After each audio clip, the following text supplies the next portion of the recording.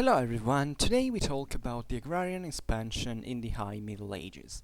So today I would like to focus a little bit on the, on the alleged, the continuity and discontinuity of the high medieval economy, um, giving the background of the greater, revival of the European economy and demographic growth, essentially, during the between essentially the 10th and 14th century. So this is actually a topic that I already discussed other times. At this point, at least if you're listening to this video in these days, my medieval society playlist is actually full of these things about medieval economy, and especially the relation between the agrarian economy and urbanism, and definitely the revival of this so-called revival of the year 1000. So this is actually a big topic because historiographically speaking, it's been overly debated. Not actually overly, because it's naturally there's always something new that is good and right to discuss, but that is for certain aspects largely conjectural, and especially in the past has been interpreted in a bit of a kind of I can't say ideological way, because there's nothing. Well, yeah, there is a bit of ideologism. There was, at least a certain sense, but it's such a very difficult picture to draw, because of essentially of the nature of the sources. As we often say, for medieval history, it's difficult, especially we don't have this massive structural data. We have to orient ourselves on the base of different indicators, and especially it's extremely difficult to look at the whole perspective, because there have been studies on specific realities in a certain context and time and space, and obviously that doesn't tell it all. And proceeding by analogy is also something maybe useful, but it also has some traps within its method. And so today we're gonna look at these perspectives and essentially observing their importance, because as we will see, even though certain older interpretations have been surpassed as interpretative models, definitely we have still they did say something right. So we're gonna look at these perspectives, and then look at how today, with the most updated historiography, we actually see the problem like. Excuse me, I drink a little bit.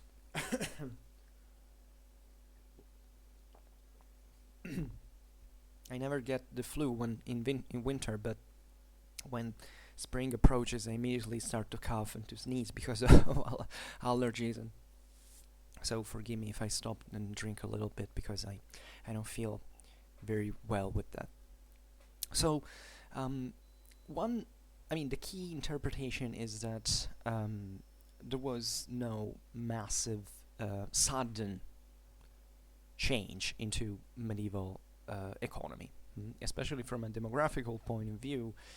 This is pretty evident. The so-called rebirth or revival of the year 1000 is naturally an approximation that is still okay. If you want to use it as an historiographical expression, you can do it, always bearing in mind that actually this revival preceded and also ensued the year 1000. This is purely arbitrary. And today we place this great revival of European economy and expansion as a system between it really depends. Also in here it's difficult to draw a line, roughly the end of the second half of the 8th to the mid of the 14th century. So throughout these 6 centuries we're talking about 600 years. So not something that happened from a day to another, definitely. But on the long run, looking at this perspective from the above, we notice that indeed the number and the density of people in Europe, as well as in other areas of the world, by the way, increased enormously, especially for let's say, for those time standards. So, given some estimates, between the 10th and the 14th century, areas like Italy and France doubled their population. In England and in Germany, it actually triplicated. So, to really to understand the causes of this massive growth, we naturally there were these several interpretations that all looked at different perspectives. The older one, perhaps, at least naturally, there were many different opinions even before, but famously the Belgian historian Henri Pirenne, about which I made a video recently on medieval cities. If you're interested in it, it's called "Medieval Cities in Pirenne's Thesis." That can be of interest also because it deals partly with this problem and this interpretation. Well, Pirenne believed that trade had been the answer, and especially he had a very peculiar way of view of trade, and he essentially attributed, especially to the merchants and the entrepreneurial activities, the cause of this expansion. In Pirenne's view, the merchants as kind of heroes that put in motion Europe from scratch and were able to create new circuits, and this all connected also with Pirenne's idea of what the Mediterranean trade had been blocked by the Arab invasions, which is also a false interpretation. By the way, however, Pirenne is definitely worth the read, especially if you want to be a medievalist. But in this list I'm gonna make, it's important that you consider also the context into which these historians were writing. For instance, Pirenne was influenced, if you want, by a national perspective, into which indeed, in the Flanders, in Flemish Middle Ages, the cities and these essentially mercantile republics had really represented a sort of an exception, especially at such a structural level in the Flanders, in Belgium, in these areas that especially Northern Europe, that of course were the cities of the excuse me, also the German cities of the Baltic and the North Sea as well, that had this role. But the Flanders in the north of Europe were definitely the area of greater expansion of urbanism and because of trade indeed. So you can kind of understand why Pirenne wanted to interpret it in this fashion. Another option is from White Jr., who instead stressed the technological innovation and the bettering of nutrition. That is a bit more of a kind of technologistic approach to the matter. White Jr., if I'm not wrong, I've never actually read the work, but I guess he wanted to stress those things that eventually had a great impact, I must say. Especially, I remember when I was in school, and there was always the chapter that dealt with this innovation, with the introduction of the iron plough, the mold board, all this thing of the fallow land, and it's kind of interesting. We will see how all of these options have kind of got right certain aspects of it, but these singular options were narrowing it down essentially on this. Once again, and this is interesting, that it came from the Anglo-Saxon world that had this more scientific mindset. So also in here we can understand why that direction. Once again, there was Duby. So here a French perspective instead. Also very had French historiography had its own definitely its own opinions as well. And Duby stressed instead the pivotal role of the aristocratic demand in economy on the markets. Essentially, he stressed the fact that the creation of this aristocratic class in the mid of the Middle Ages, after the disgregation of the Carolingian Empire, essentially put in motion certain capitals began to invest more into the market, and it also, in this sense, pushed for, I don't know, luxury goods to be imported, exported, and to develop in as a I don't know how to say that in economy, a spin-off. Yeah, that's it. So all of these three, and this obviously because French historiography has always been concerned with the, I can't say the myth, but because definitely it is important as well, but of the aristocratic side of the story. Definitely France embodied at best during the Middle Ages as, you know, being the most feudal country in Europe, and having these extremely powerful and rich aristocrats that could definitely put in motion even such capitals they had. So going past this individual perspective and looking at the broader picture, today we don't focus on preferably on one or the other. Definitely there are certain fields into which such views, certain interpretations are more fitting, because it's obvious that also in here we're talking about different aspects of society, so that they're scoped in different ways.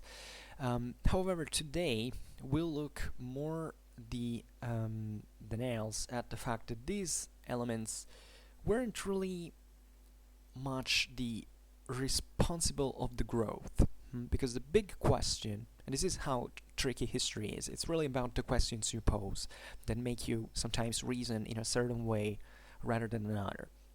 And the problem here was like flipping the thing, like saying there was this enormous growth, right? So the problem is, what did cause it? You know, there had to be a factor that brought to this growth. And this is also a bit of a modernistic, technologistical approach, in fact, that had provoked also certain answers, because we think as moderns that it takes a thing, a factor, often a technology or something that, however, is related to the concept of progress and advancement and stuff like that it takes to accomplish. So an X factor that if you insert into a system will make the system grow. So always in consequently stressing that this system already existed quantitatively as such in a certain part.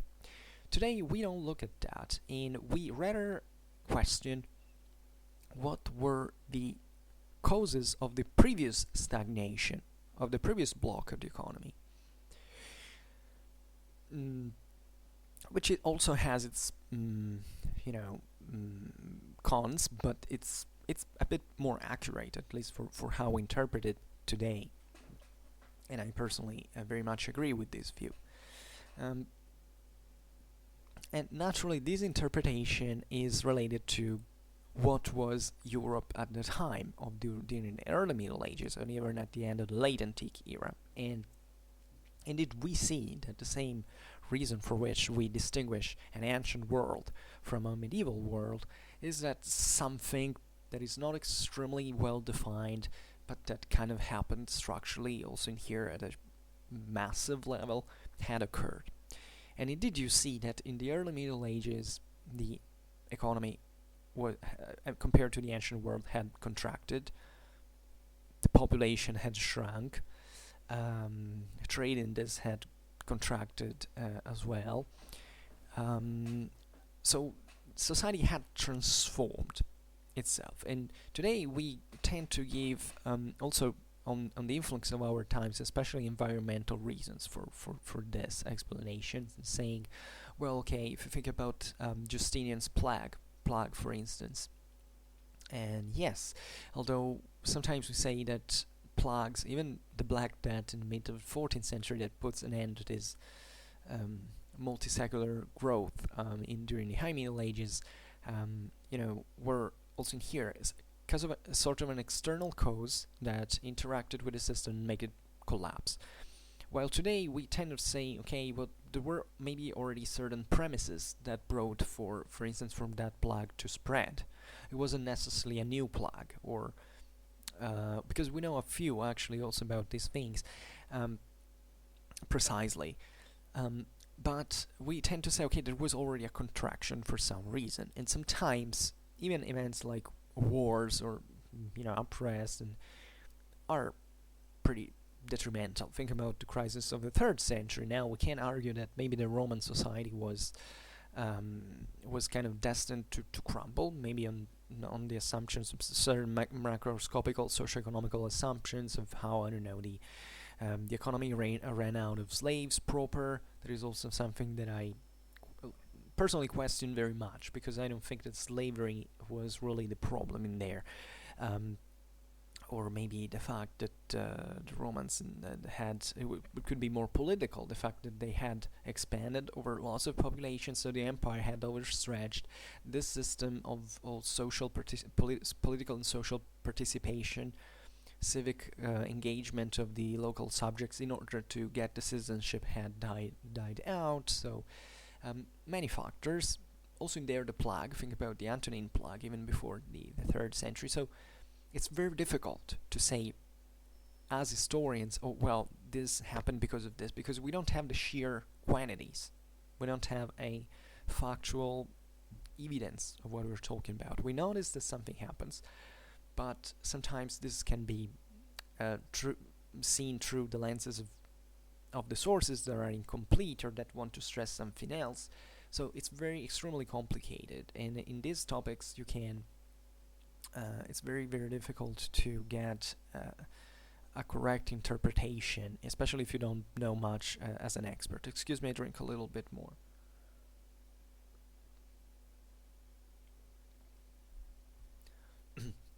So I personally, because there are many theories all around, especially there are people who like to show graphs, numbers and stuff, but for everybody who knows the sources, you know that the sources are,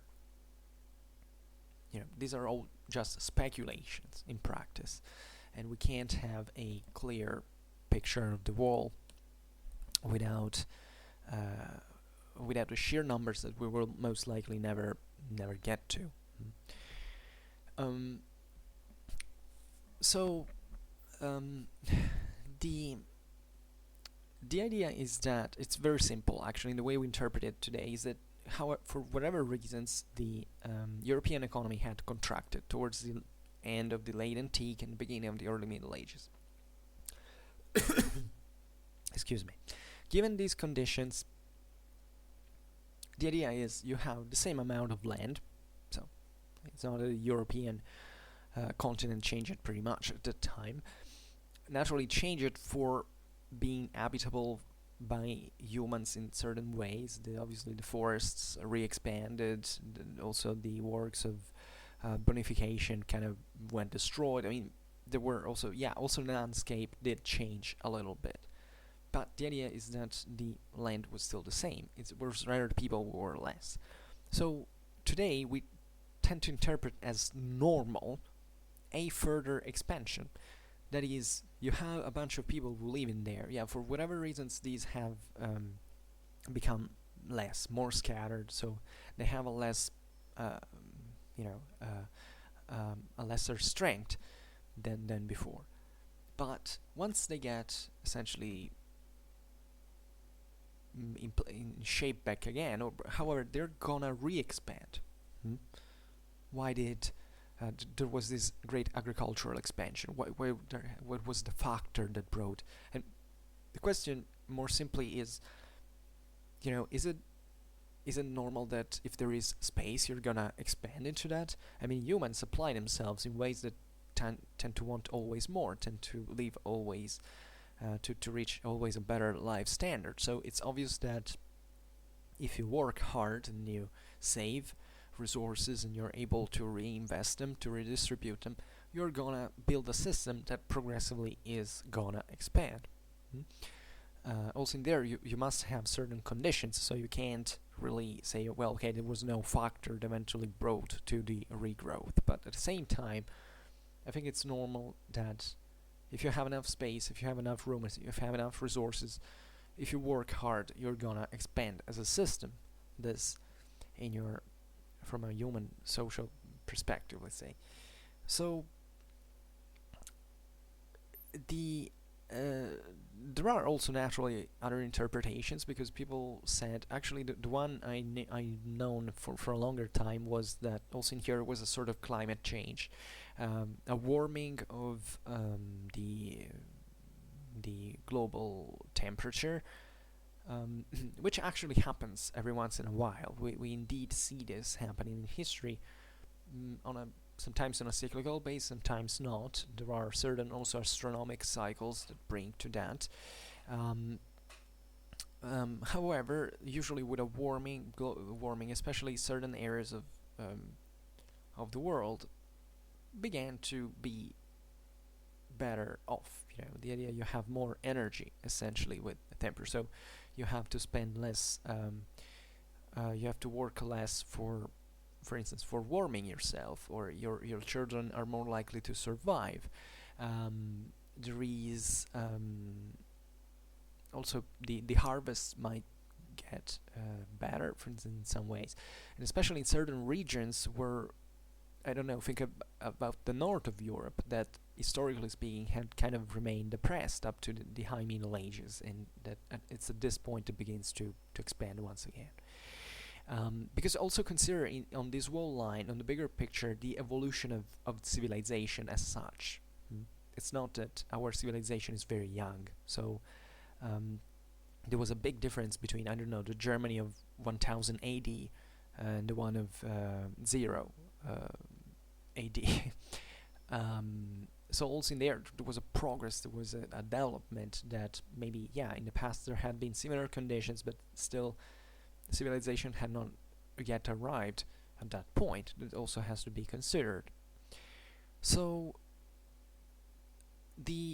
according to this other interpretation, actually the point is there was not much of a technological progress, telling the truth, not even during the High Middle Ages, that certain technologies were not actually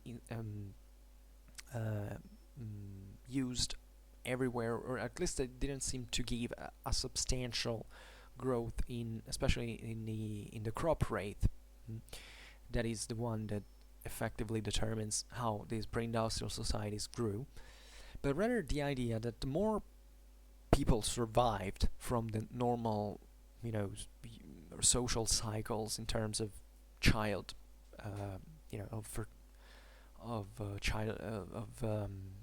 child survival, essentially, the more people you have to feed over time. So this expansion has not to be seen as something progressive in the sense that, there was it was kind of planned or pushed by who knows which kind of rational order, but it's simply that there were more people that had to be fed, and this brought, even in certain desperate situations, to search for new arable land. And this is actually a very fascinating interpretation, because if you look at medieval economy and technology, you realize that also in here, after all, even between the 8th and the 14th century, there is not this enormous difference in the in the crop rate growth, or the I don't know, the sheer technological advancements. I mean, that there were other factors, such as certain forms of political and social organization that were maybe different. So here are also cultural factors that were influenced by, I don't know, mostly political or military events that also dealt with this. Naturally, however, the role of technologies is kind of important in this, because there was the intensification of the chances of exploitation of energetical sources. This is always a key problem here. It's really a matter of resources, in my opinion. It's not that the technology popped out because there was a genius that woke up one day and invented, I don't know, an iron plow, or the I don't know, the shoeing for draught animals, or the mold board, etc. But it was rather because of the availability also of certain resources. So the progressive building, as we were saying before, that naturally occurred. For instance, water mills at this time begin to spread practically everywhere in Europe, but the water mill already existed conceptually as a technology into the ancient world, and you can't really say that it had disappeared from Europe. I mean, after all, build the concept of the mill is pretty simple in many ways. You can argue whether, for instance, these mills were, whether there were enough resources to build mills. It takes, a mill at this point was built with a considerable amount of resources for that economical standards. So if the conditions for you had been not to, just to work the land to survive, and in at the end of your life, it's been estimated that at the end of a medieval peasant's a life of work, the average gain was something like a 4%. So it's something basically, you work a whole life without perceiving any sensible bettering of your conditions. So just think about how slow the growth rate really was. Well, if you don't, it took generations, if not centuries, in fact, like the one of the early Middle Ages, for instance, to accumulate enough resources to invest in those technologies that were not really lost, because the concept of water mill, as we're saying, was quite simple, but that at the time you had no chance to build, simply because you lacked the materials, for instance, to build. And then wars. It's much easier to destroy something than to build it. Think of all the instability, also political and military activity that brought to even destructions, devastations. There were areas that maybe, had worked so hard to build, a bridge, a mill, or something else, and then the war arrived and it razed everything to the ground. The work of generations being lost. And actually, water mills were pretty. They also existed, at least in certain areas that weren't so rare, also during the early Middle Ages. So these technologies have really to be understood not as the triggering factor of the growth, but really as a consequence of the growth in itself. That naturally also helped into the production, but only as, in a secondary stage, relatively to previous growth of the economy. The same goes, obviously water mill has this evident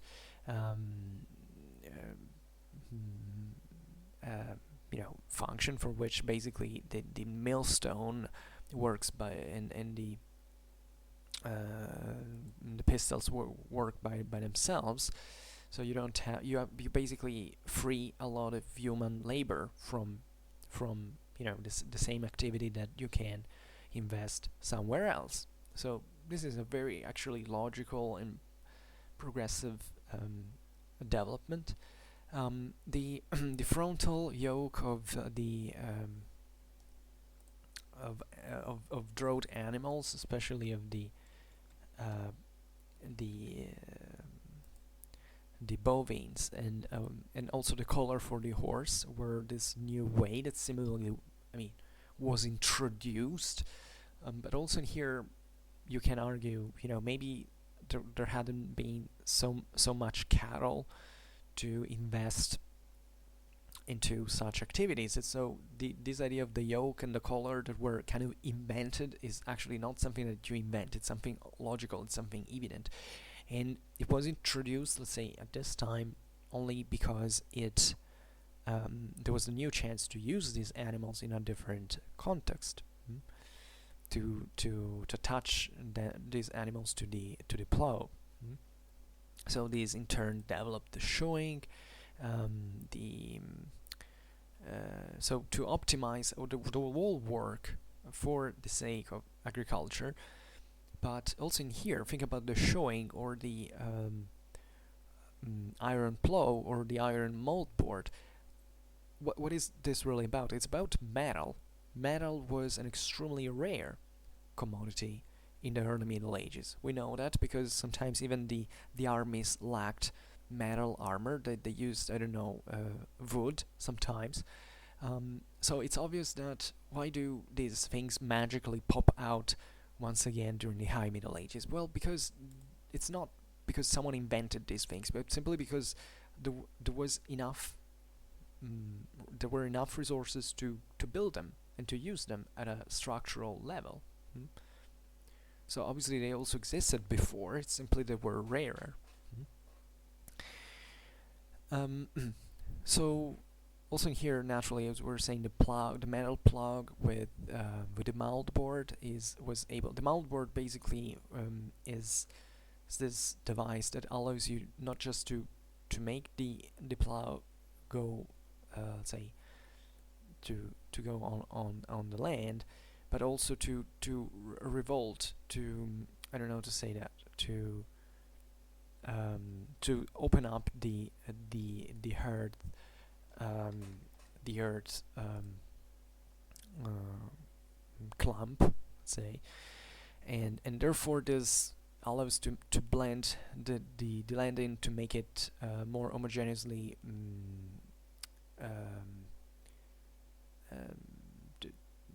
mixed, so to be more enriched with I don't know, with minerals, with things came from the atmosphere, etc., so that it would become, on average, would make the land more productive, more fertile, for instance. So the and this allowed, by the way, also to work on harsher lands as well, that before were too difficult to operate on. So at this time there were also these more famous systems like fallow land. I mean, this alternation of to make rest a part of your of your arable land during the years. So splitting actually your land in 3 parts instead than 2. So this meant, by the way, you could differentiate the harvest. You could also probably in here bet on several options, like for instance, if there was a certain product like wheat that, I don't know, the harvest went bad, etc., you could rely on other kind of food. But also this shows actually a greater specialization for the ultimate product that actually was triggered in part also by a more diversified demand on the market, so that people started doing that, not because also in here there was the genius who woke up and decided to do this for no reason. Evidently up to that point, actually splitting the land only in 2 was the best way to alternate in this the cultivation. Usually in the intermediate year it was the spring cereals and legumes that were cultivated, and which also allowed not just to produce food for people, but also the forage for the animals, for the drought animals that also in here needed to be fed pretty well in order to sustain such hard work. So also in here, not just a strictly survival economy, that was, however, still pretty much the average, at least in certain contexts, but also the chance to having enough surplus to invest in other forms of work for the animals, etc. So it was a matter of prioritization, matter of priorities, of hierarchy of priorities. So this meant that you could have also multiple animals and saving and producing more, saving more resources. So everything working very progressively. So sometimes it's tricky to say, oh well, this was a cause and this was an effect, as we've seen. But by certain standards, it's not even important, historically speaking, because these things went in parallel. But it's indeed true that there was, however, a linear evolution to this. So it's important to actually also look structurally on long run and how this worked and why. Sometimes we are tricked also by the sources, as we were saying before, because, for instance, authors like Duby or VIII had tended to shift this economical revival a bit late towards the 11th and 12th century, and I think the average mindset is still like that. And this is something we also often associate to the development of chivalry, because, by the way, feudalism was fueled by these let's say economical strategies that were being developed at the time. And indeed you see that the full feudal system, where everything also in here was regulated from the aristocracy in terms of land and exploitation of etc., is something that occurs later in time. But this sharp division by saying, oh well, the rebirth started in the 11th century, 12th century, it's a bit tricky. These were probably the centuries where most of the work was actually done. This is absolutely true. And but the problem is that sometimes we lack the sources of what happened before. Now, partly this is caused by the same problem, that by the 11th and 12th century, society was let's say more expanded than before.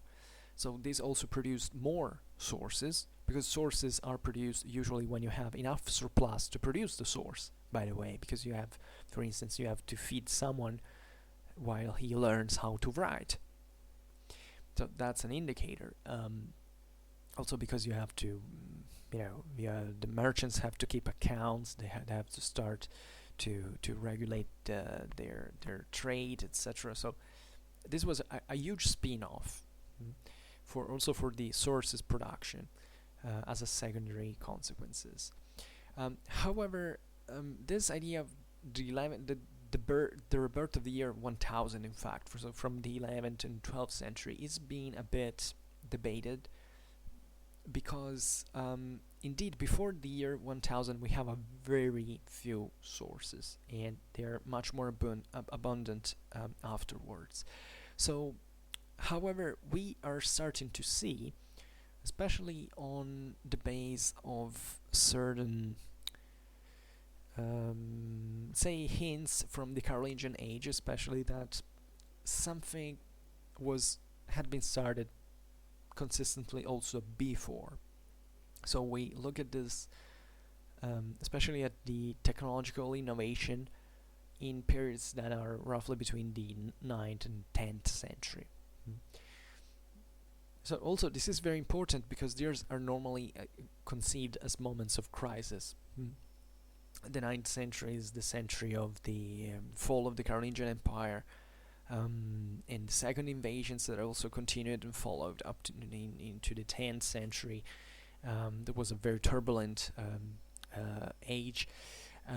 So nevertheless, this progress actually carried on. So maybe this is also interesting, not to depict certain centuries in a darker fashion than it's actually the case to do. There is also another very important element to consider, that is, we can't treat Europe as a single block. And indeed we see that the major changes during this time actually occurred into Central and Northern Europe, while Southern Europe, that was originally more well off than the North, didn't see this phenomenon. This greater, in fact, this is a moment in which the growth started to assume a greater speed in the North. Not to surpass the South, actually, because the South was practically throughout all the Middle Ages more advanced than the North, but definitely speeding up more quickly. Which is why many people said, well, this is also due to other factors, probably also climatic, because actually Northern Europe has very fertile land, and so if up to that time it had not been exploited so much, it's probably because there was also a problem of climate that warmed up the situation and allowed this very wet and deep ground, especially in certain regions. Think about northern France, how fertile it was, to be exploited effectively. Also, Atlantic Europe is rainy, pretty rainy. This also helped a lot in the process. So naturally, different parts of Europe developed different types of economy, and really modifying the landscape also in many ways. Also, human settlement, etc.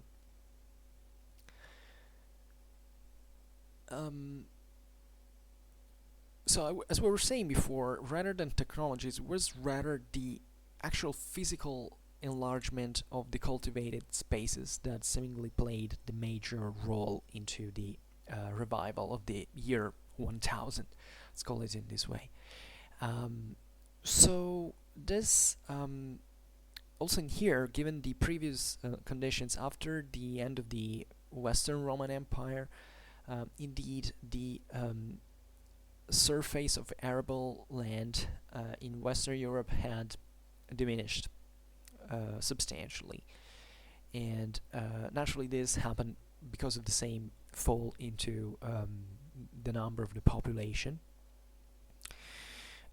So this had been a more serious problem, especially in those peripheral areas of Europe, and especially Northern Europe. So this is, by the way, one reason why eventually Northern Europe expanded so much.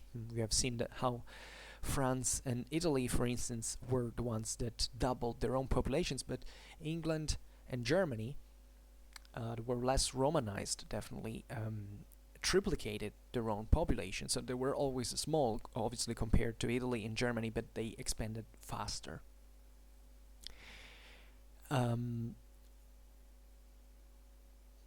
So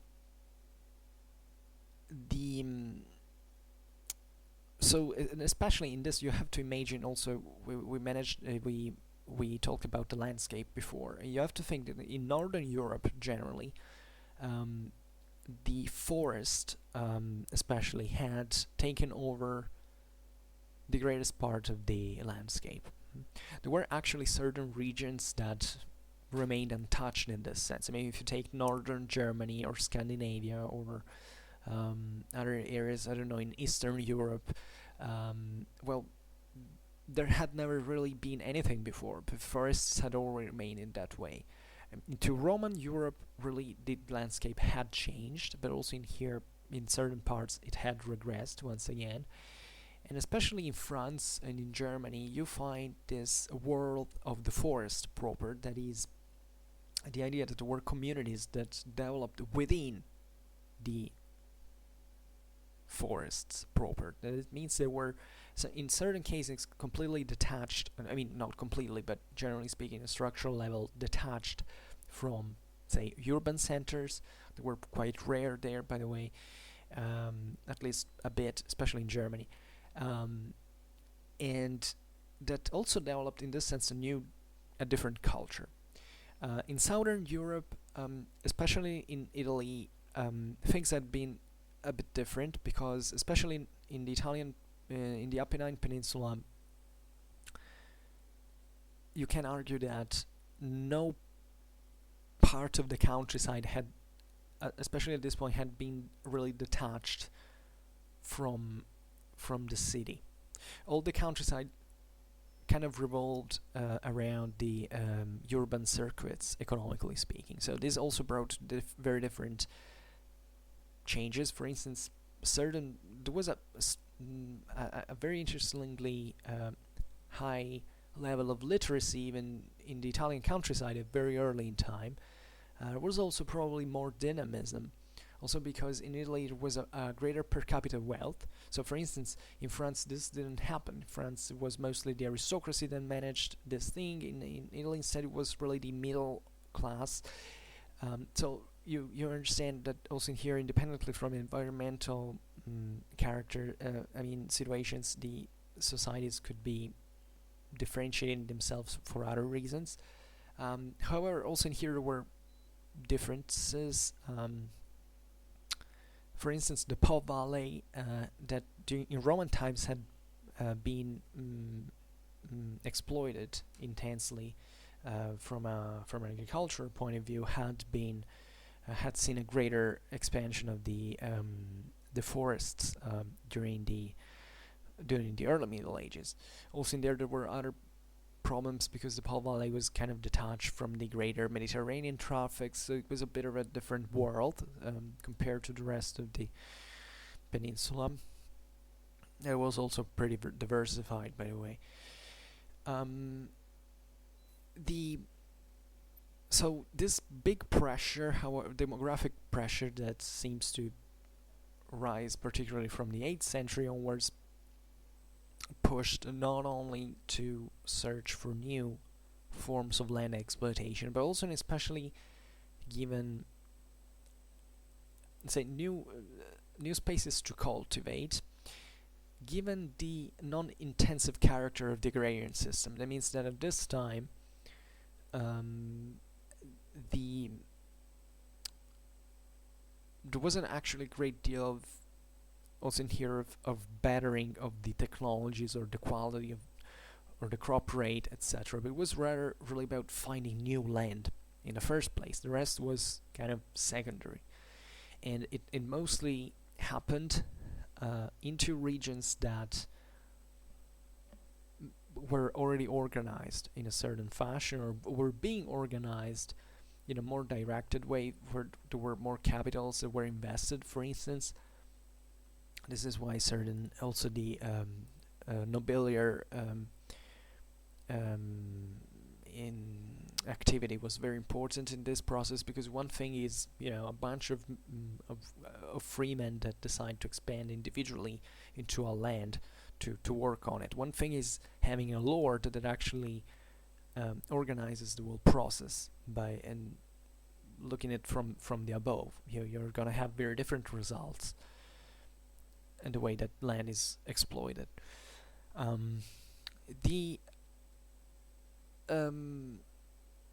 So new lands were occupied.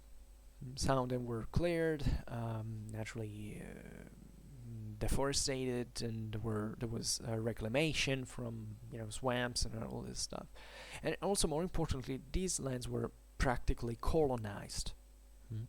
So there was effectively the sending of certain communities to work on these new lands.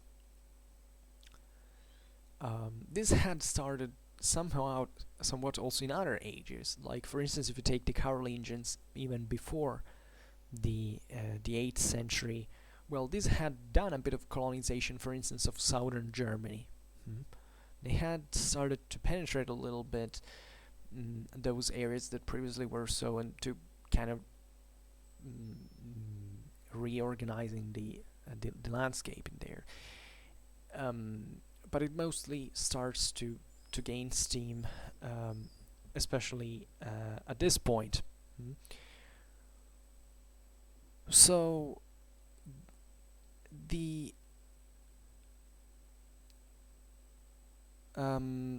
this happened a bit in various circumstances.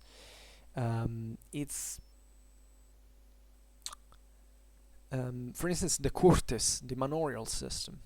An increase of partially of these lands that surrounded the curtis, or the village, or whichever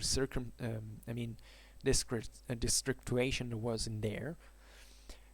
But it also expanded into areas that up to that point were more isolated, so where nobody had gone and was not a settlement concentration. So these were lands in which especially the lords wanted to create new spaces of power and wealth, also because they were at that point the owners of these new lands. So if you build something in there, it's going to be yours, and so if you attract people who work there, they're going to be working for you. So it's not something you're doing because of out of charity, essentially. And then these things were these initiatives were done by also lifting a bit the peasants from a certain amount of tax pressure, which was normal because let's imagine you were a lord and you had invested in building this new settlement somewhere, but nobody wanted to go there because it was normally, a place where it was still wild in many ways, and there was a lot of work to do. So in order to incentivize people to go there, you had to give them some exemptions, and naturally you have to imagine for those living standards that such promotions didn't really entail a big deal of say it wasn't anything wasn't certainly a luxury life, but sometimes it could be better also just for someone who wanted to have some land to live on, to start to survive. So this is a time also in which many new settlements are born into Europe that have different names. For instance, think about all these places in France that are called as Villeneuve, or in Italy Villanova, because this meant essentially comes from the Latin villa nova. It means literally new villa. That is, villa in here is a meant as a rural property essentially, and but also as a broader settlement. I mean, really, the Roman villa considered as, you know, at this point as a curtis. Once again, I made a video that deals exactly with this. That is from the title deals with this transformation. The title is something like from the Roman villa to the medieval curtis. Or better, the title is from the late antique villa to the early medieval curtis. That actually deals with this for CD, especially the continuity between these two systems during especially a bit the previous centuries to these, but that kind of rendered the idea also for later times. Also, there were the so-called the Freiburgs, or Frankburgs. In fact, think about Freiburg in Germany as a name, or think about Franca Villa in Italy. There are scattered all over Europe, especially in Western Europe, all these centers that take the name from those ancient settlements that were created at this point. For instance, there also are toponyms related to the billhook in Italy. Always there is this idea of there are certain villages, towns called Ronco or Roncole, which actually means billhooks. So they took the name from these billhooks that were used for land clearance, for deforestation. So it's funny how even certain names come from certain toponyms. No, my God, toponyms derive from such small, things, but it's still important because it's how our history has been built, and so these falchions also were used to clear. And this new lands stress naturally the novelty also of the settlement. So in the 10th century there are new relations that are also formed between in the seigneurial contracts. So usually from those owners, they were not necessarily lords actually, but that could be as powerful as such, that provided the land, also the seeds and the material and the tools for the peasants, so that the peasants would have to work in there, and to pay a canon at the moment in which the land began to be worked, to be exploited.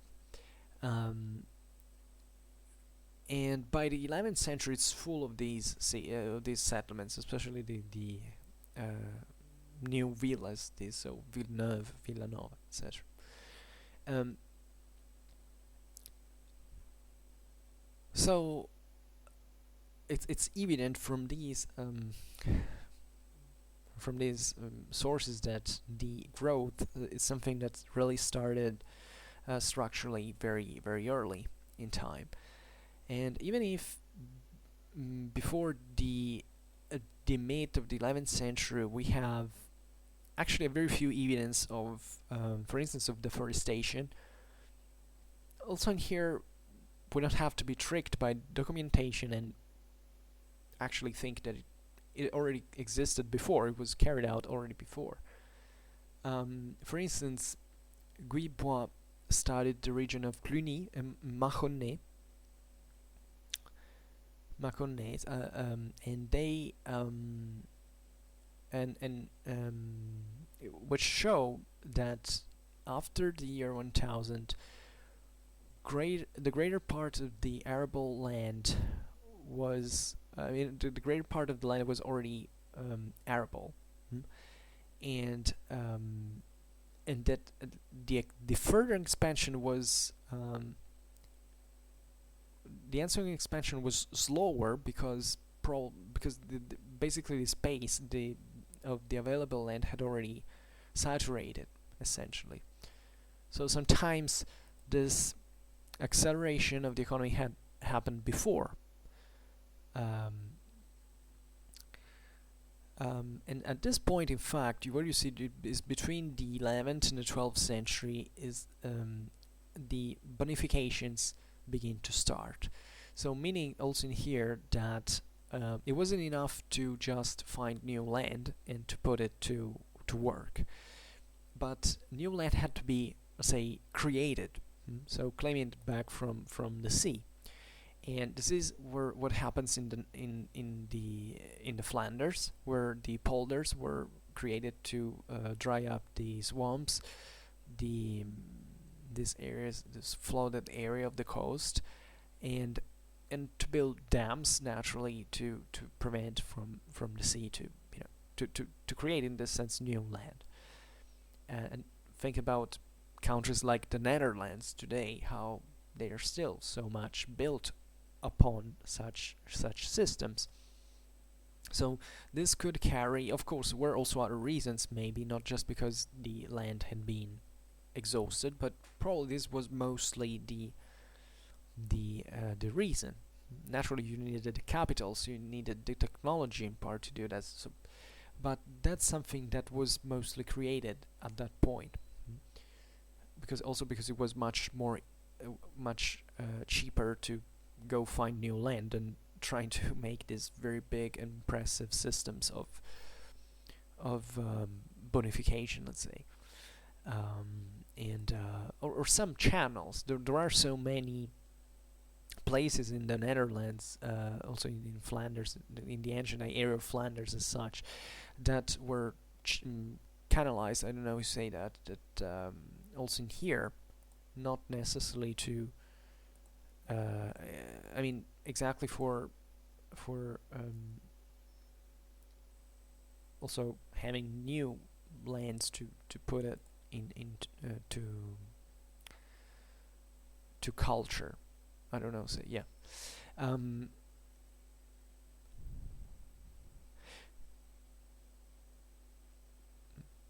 So we just speculate on the fact that now the other lands were kind of exhausted. So while new lands were occupied, however, the older lands were at this point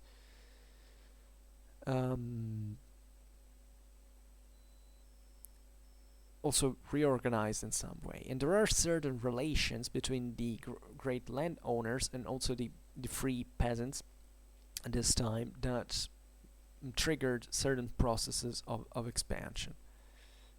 Also in here, it's very difficult before the year 1000 to really see how it went. However, we can see already from the 10th century by other documents that the old subdivision of the curtis between the dominicum and the massaricium, so was practically, so basically the seigneurial reserve and the peasants' mansi were kind of, this dichotomy was kind of getting declining practically. And especially the reserve at this point, the seigneurial reserves began to be parceled and fractioned and granted to certain peasants that were of different background, really, from a juridical point of view, a juridical status. And we don't really clearly know how and why it happened. However, Dries essentially decrees into the so-called prebendari, that were the agricultural slaves that were lodged into the reserve. So there is essentially a more dynamic system, however, that we can observe from this, that is essentially based on a more intensive exploitation of the land, that also requires more skilled labor force, certain, an economy that wasn't at this point was not based on this models that were kind of inflexible, slow, but that could really also render the land as such as a good, a very more flexible good that you could administrate and use it and sell and buy in very quick ways. And therefore this idea of the manor, around which there are only the seigneurial properties, and then around the lands of the peasants, it's also something from a spatial point of view does not properly exist anymore. Although obviously also we're always going by approximation. So the important is the trend, and how you understand it. And this is a moment, for instance, into which the greatest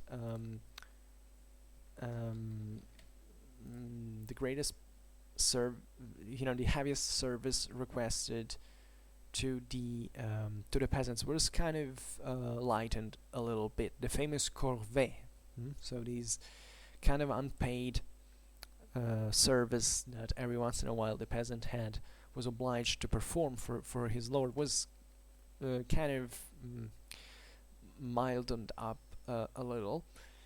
And in this sense, the peasants began also to acquire greater freedom, which is interesting because,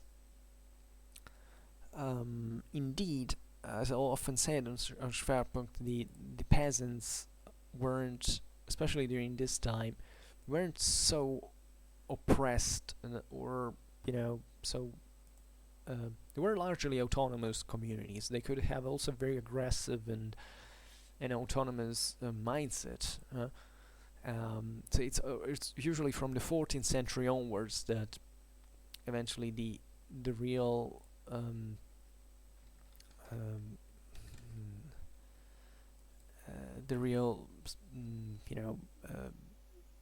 crystallization of society actually happens, and the peasants are unavoidably losing their role. I made a video about this topic if you're interested,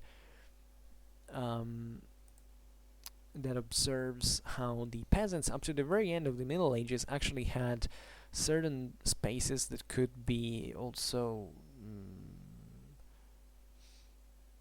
enlarged, and they could have acquired more rights. The title of the video is Late Medieval Peasants Revolts, a Decisive and Lost Battle. Maybe I'm gonna change the name and just Medieval Peasants Revolts, because whatever. But that's the thing I wanted to tell you. What else?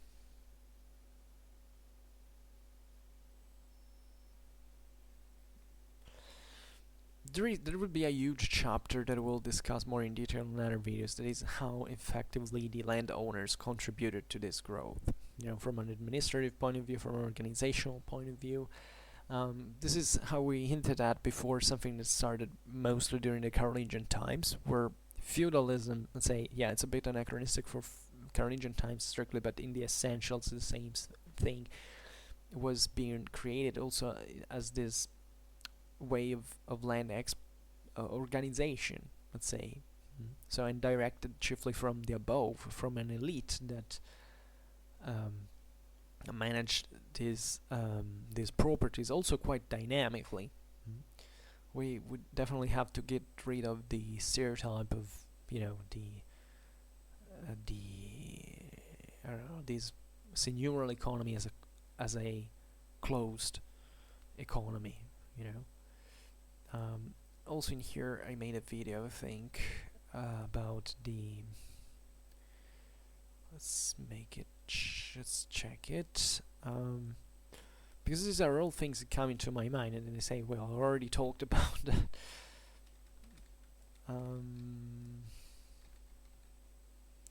Yeah, here it's this is the video, economic dynamism of the manorial system, which tends to say to reduce a little bit those this stereotypical view of the Middle Ages and feudalism as a kind of a closed economy and all these fairy tales.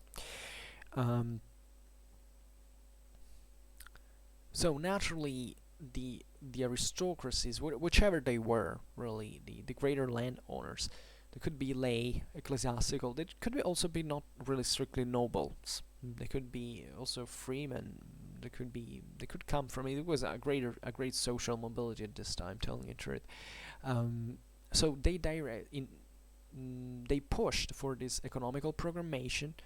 They also for the innovation, and everything was aimed at increasing the profits naturally. But in this sense, they patronized the colonization. They administered the surplus. This was extremely important because, especially if you are an aristocrat, you are usually in contact. You have broader nets of connection. So also, as we were saying before, it's not only about the having a quantity of surplus, but also knowing what you can do with it, because the small landowner surely can do something to improve his own well-being, but not necessarily he's gonna invest. However, the place where he will invest it will be somewhere else. And by the way, usually at a short range. And here, instead, the aristocracies tended to expand into a broader net. So also developing the international trade, intercontinental trade that starts to be a thing at this point.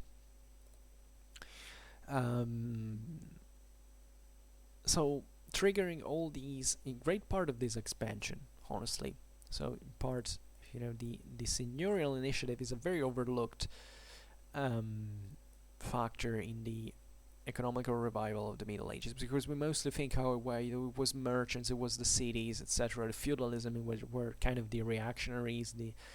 Actually not. And if it hadn't been for the nobility, frankly, also the urbanism would have not existed as we know it, because still the cities emerged into exploiting these new traffics that already existed and someone had put in motion chiefly from the countryside.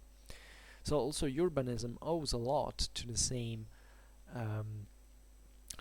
aristocracy that, by the way, ruled the same cities, because the city was not a sort of a world on its own, I'd say a compartment perfectly enclosed from the rest of the. So also in here, as I understand, at the end of this thing, there was no great change in the short run. It was something extremely progressive, triggered by many factors that were at the same time in part cause and effect. You can explain it through the sheer interest of mankind to better his own life conditions and working hard for that. Um, the so even when you read these things like the revolution, right? It's rubbish. There were no things like revolutions as such. How we there was not a revolution. No, it was nothing like that. A revolution is a kind of a sensationalistic term that is being used improperly, also given its original meaning that is also much stronger than the one we use it. We can better say evolution, not revolution, because it's really an improper term. And surely the people who lived at that time didn't even really realize it as such. I mean, sure, there was surely some point which there were new opportunities, new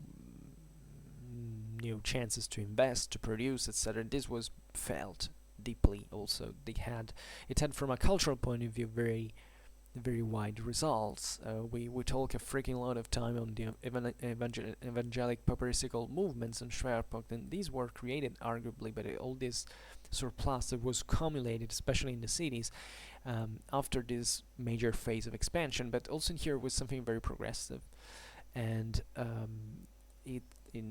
we are used. This is the main problem. We are used to reason with categories that are completely different, because we are used to rhythms of growth that are the ones essentially of post-industrial societies.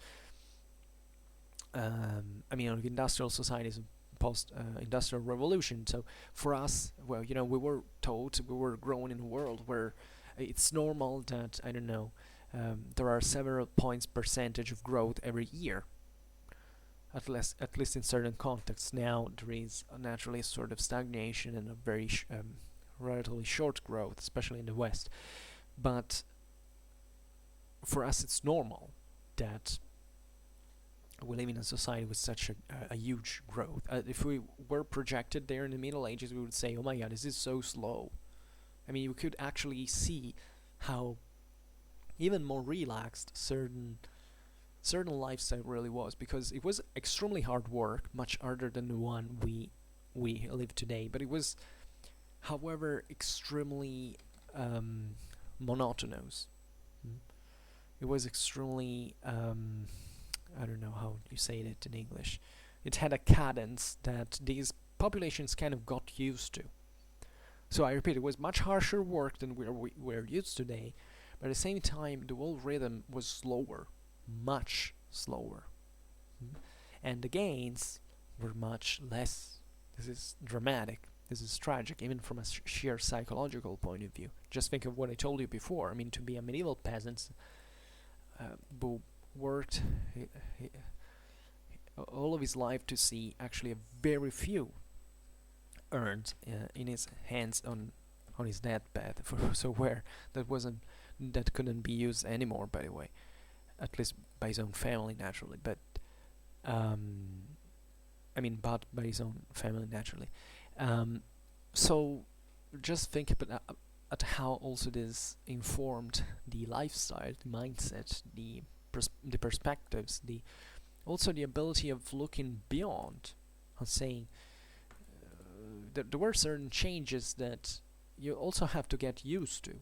Today we live in a world when we think also too much, definitely too much, that with with technology we can do everything essentially, because we are used to that concept, because we have seen that sometimes by inventing something, really the world has changed a lot, but sometimes we fail to see the bigger picture and on how the thing works. Those people probably saw much better than us the bigger picture at a structural level, because they were so much more in touch with the same process of production, that they realized much better what was convenient, what was not, in some ways. So I think this is very interesting and important, because unfortunately also in here we lack the sources. We lack a lot of information practically about even how the mindset of these people was. It must be extremely fascinating to know what a medieval peasant thought like. People are obsessed by knights, by things like. But just think about the peasant. Also, because we all descend from these people. I mean, literally all of our ancestors at some point. I mean, all of us at some point had an ancestor who was a peasant. Actually, most of our ancestors by average were peasants by the vast majority. So just that was the average inhabitant of medieval Europe. So just think of how, a world that was so important structurally speaking, because it was the one who actually fed the whole system, how underestimated, how overlooked, and sometimes I feel ashamed actually, because I also don't, I don't think it was something extremely thrilling. I study mostly other things from my perspective, but I still feel guilty because these people, in spite of, descending from them, you can say, well, these were tens of generations ago, it's not even extremely important. Maybe this person was so different from you, yes, of course, but it was still, still much of what we have today is due to the work of hundreds and hundreds of generations who worked basically the land all their lives. And today we don't do it anymore, also thanks to them. So it's really, our civilization owes so much also to these people. We don't think, we rarely think about, generally speaking, because we think they're not exalting, they're not worth of our time. And it's kind of a shame. Also because, telling the truth, this was the normality up to a few generations ago. Being a peasant was normal. However, what else can we say? Very important is definitely how this system evolved, this revival evolved from the manorial system as well, which is also another overlooked factor. There is a last question, is how should I consider, in this sense, from a periodical point of view, from a historiographical point of view, this idea of the rebirth of the year 1000? Can I use it? Is a good term? Is not? Well, let's say I'm not a great.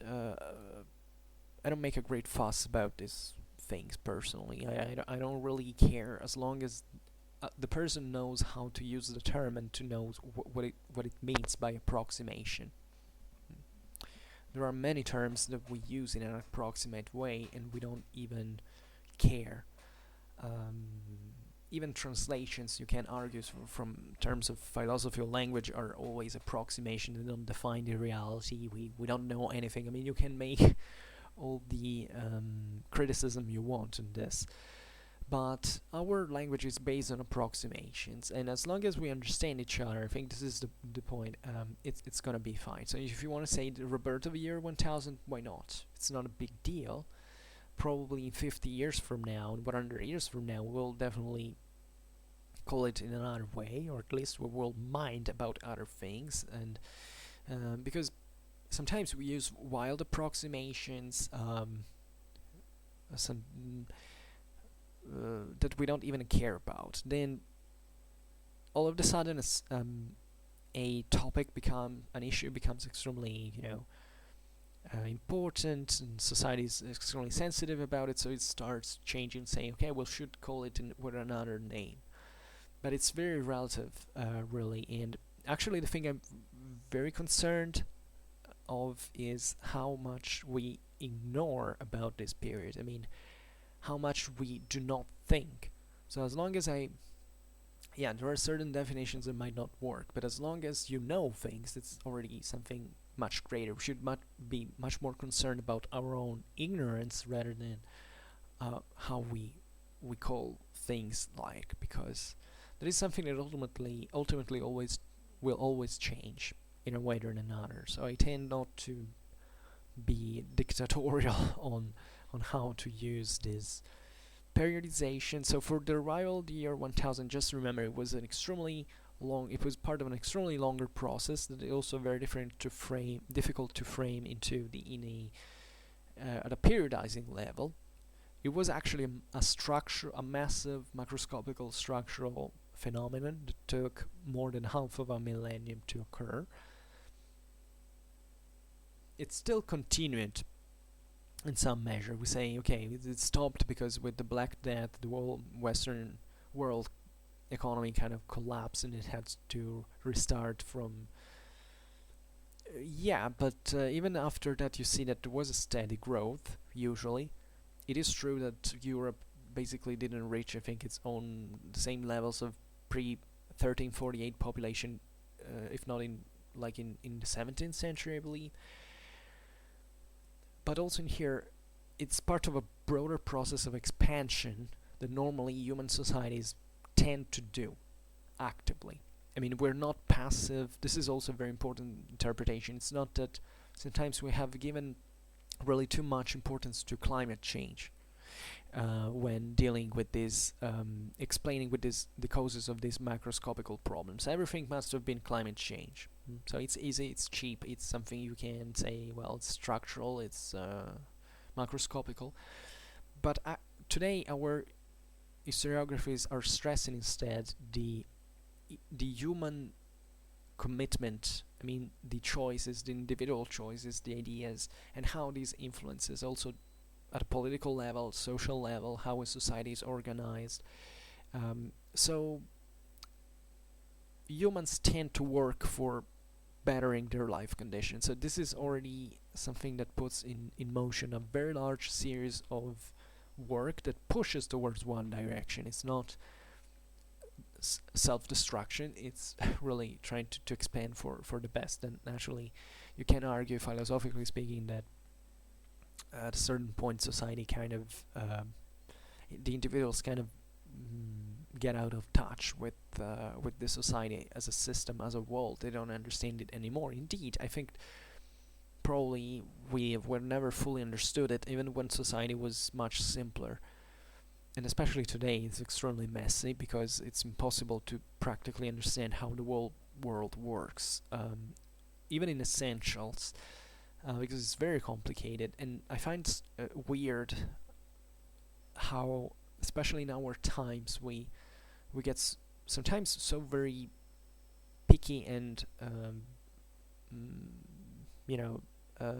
responsible towards these ends in these times in history, to define them carefully, etc. But how we completely lack the same criticism towards our current world, that is actually the one we're living in. So not the one that has just passed and that is not there anymore. The one that is still working today, and we should make it work better also for the future of our descendants.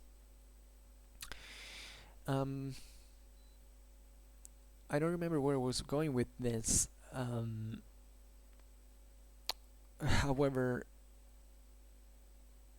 it's definitely important to trying to look at a perspective as a whole. Oh yes, this is the point I wanted to make. Yeah, that humans tend to expand their ranges of possibilities. They tend to live better, to search for the best. Yeah, I could add something more today.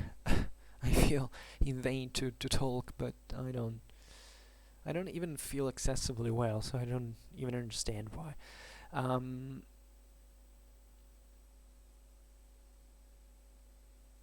Okay, so for now, let's stop it here actually. For now, I just hope that you enjoyed this video. I can make a brief reflection. Why? Because recently I'm talking a lot about this kind of socio-economical topics, and probably if you are an habitual follower, you think that I'm so much into this thing. Telling the truth, not at all. I every time I make this, I talk about these topics, I actually learn a lot new things myself, and I'm disconcerted by how objectively we underestimate these topics, because I do it myself. So I think this is useful after all to talk about. Also because if I will keep going on with Schwerpunkt, I will definitely get past these topics and I won't touch them anymore. It will take a lot of time before it happens, but eventually I want to, if the channel will grow at a decent rate, I will try to make it especially about mostly military history, so not really taking into consideration these massive structural things, unless naturally they're important for especially certain strategical considerations, etc. But especially for the Middle Ages, I want to get these things right, because there is nothing out there. It's all very approximate, it's very superficial. Sometimes I Google for searching someone has written about this, and I find only myself, or other very small, cheap videos that tell the same old story that everybody should have absorbed. So, and I don't know how many of these videos get viewed, because from the statistics it seems people are not definitely interested much in these topics. I see that the majority of the searches concern either certain populations or wars, stuff like that. So I see these topics get a very few views, and there's certain times I wonder whether they're useful to me, but I think it's still interesting. I mean, if you like very much the Middle Ages, to look at these videos and say, okay, this is very useful, because this is actually the base of how things worked. If you don't get these essentials right, you can have a distorted picture of how even the medieval world was really about. If you're concerned only about castles and knights and you can obviously grow interested. In fact, I realize, since I discuss also medieval warfare, which I haven't done in thorough detail recently, but it will surely increase over time.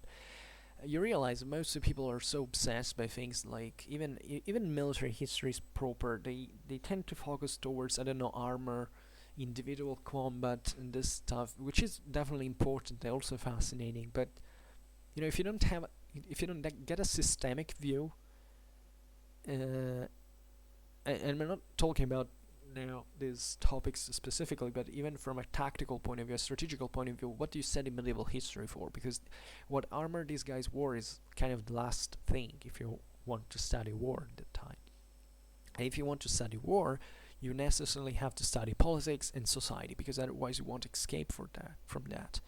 Otherwise you're gonna just set these characters in an imaginary context and just say speculate to get it right. Instead, if you get this kind of very structural and even materialist dimension, which I try to mitigate naturally a lot with, also with a bit of idealism, from a say stressing the importance of the will of human beings, which is very important indeed. But you're gonna miss great part of the whole picture, and instead these very hardcore structural reasons kind of make it all more clear. Because as I was saying before, today we're used to think at society as this extremely messy thing into which it's even difficult to more or less orientate yourself. And you imagine that maybe the old societies were kind of similar, but this is not really true. I think personally, at least this is my personal opinion, that ancient societies had a much clearer picture of themselves than what we do with our own today. It's kind of really obvious, because the essentials were really much simpler, and in this sense there is a great difference between people who study history thoroughly. I mean, even let's leave aside historians as such, but that really are interested in, and those who don't really even read about it.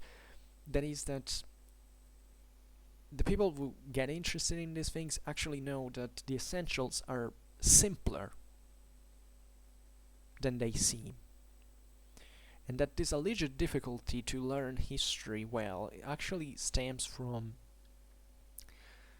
the disoriented perspective that doesn't know where to start from, so that still hasn't dealt with certain problems. But the more you read about history, the more kind of all the informations get crossed and they draw a picture that kind of makes sense, and kind of has so much to give for your own historical criticism, because sometimes you can put this knowledge to use even to interpret certain historical data in the lack of further evidence.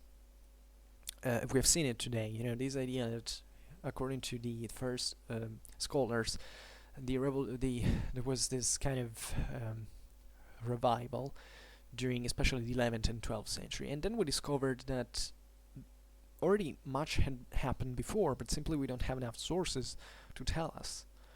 So it's very easy to get a distorted picture. So also in here we kind of completed that part of history, even through the lack of evidence from those previous times, because looking at the consequences, we could have kind of say, okay, well, there was surely something before that worked for this to happen. So yeah, now I got a bit philosophical in the contents, but it's really fine. So what can I say? For now, as usual, I hope that you enjoyed this video, and if you did, please share it, otherwise leave a like or subscribe to my channel if you're interested in my upcoming contents. And for now, I thank you heartily for listening to me. I wish you a nice time and see you next time. Bye.